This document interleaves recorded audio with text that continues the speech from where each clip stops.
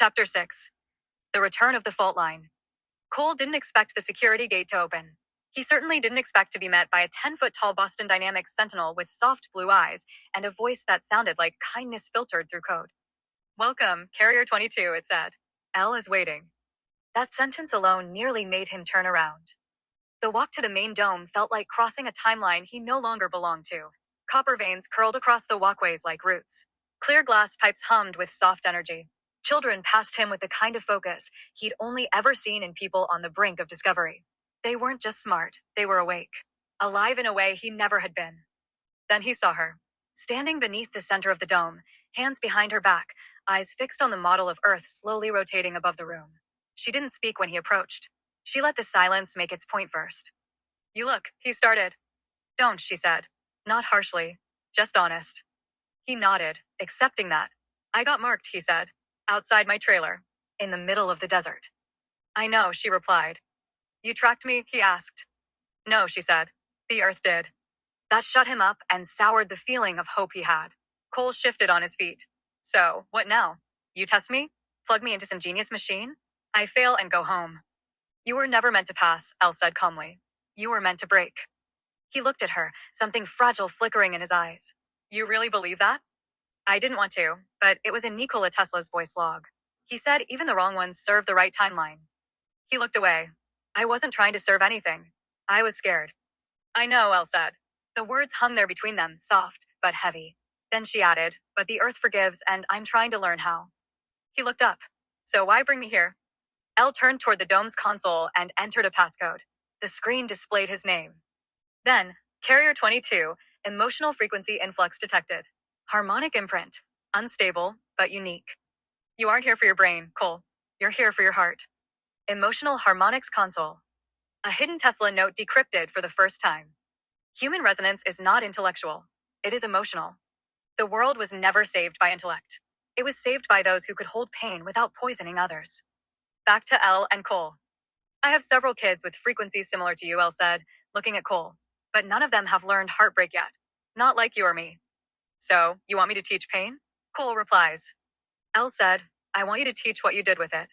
What it turned you into. What it almost made you do." He swallowed hard. "You really think I can help?" "I think if you don't," she said, "you'll break in the wrong direction." A long silence. Then finally, the truth neither of them had said, "I still love you," he whispered.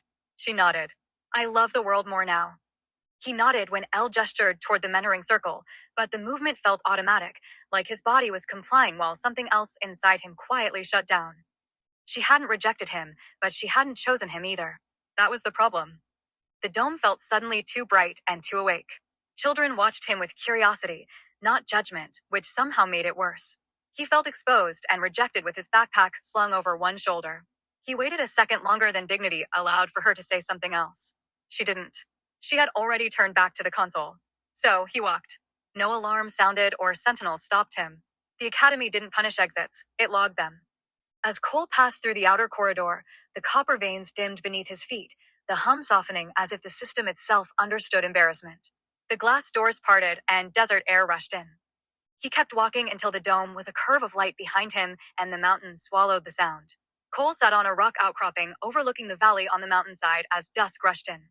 The academy dome pulsed faintly below, public-facing and beautiful, a lighthouse by design. He pressed his palm against the mark on his chest that began to tingle and itch. "What am I doing here?" he muttered. The wind carried the distant hum upward. For a moment it almost sounded like voices overlapping.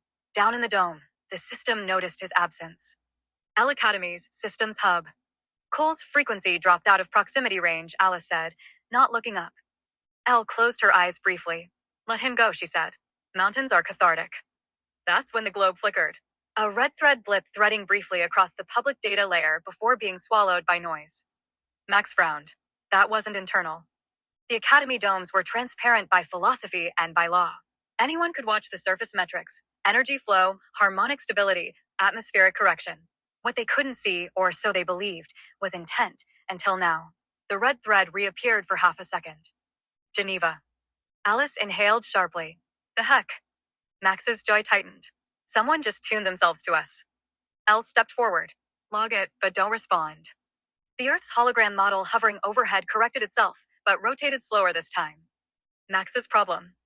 Later, alone in the archive wing, Max scrubbed backward through history. 1899, Colorado Springs power output was unaccounted for. He had been at this for a couple weeks. There were no fuel shipments, no grid tie-ins, no residual magnetic scarring consistent with long-term draw, and yet Tesla's lab had run sustainably. They stripped the wrong parts, Max murmured. The records showed the aftermath clearly enough. When Nikola Tesla's funding collapsed, creditors descended like archaeologists with ledgers. Equipment was seized, copper was reclaimed, and coils were dismantled. The inexplicability bothered him. They took what was valuable, Max said quietly, not what was essential. Westinghouse had owed Tesla more money than history liked to remember. Tesla had torn up the contract instead of bankrupting the company.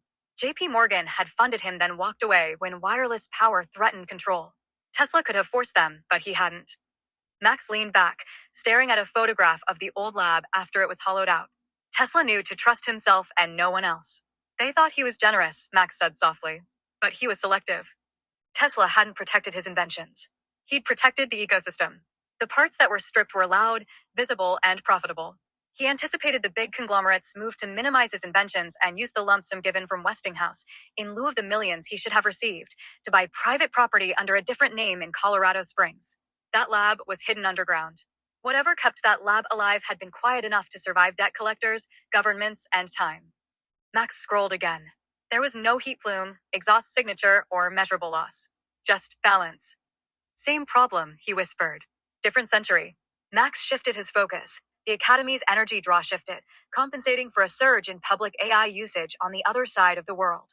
Data centers were hungry, and cooling systems were screaming while nations argued over who owed whom power and by what means they would attain it. The Earth didn't argue. It adjusted until it couldn't anymore. Max stared at the screen. If they figure this out, he said to no one, they won't build data centers. They will take his idea and claim it as their own. Cole, mountainside. The sky darkened. Cole felt it before he heard it. There was a low-frequency tremor passing through stone and through bone. He stood looking down in the valley, where the dome brightened slightly. Far away, something else had just happened. Cole didn't know why, but he knew one thing with sudden clarity. Walking away hadn't taken him out of the story. It had moved him to the edge of it. On the screen of Cole's phone showed. New alert. Carrier 30 activated. Location, Somalia. Harmonic signature, mirror of Carrier 22.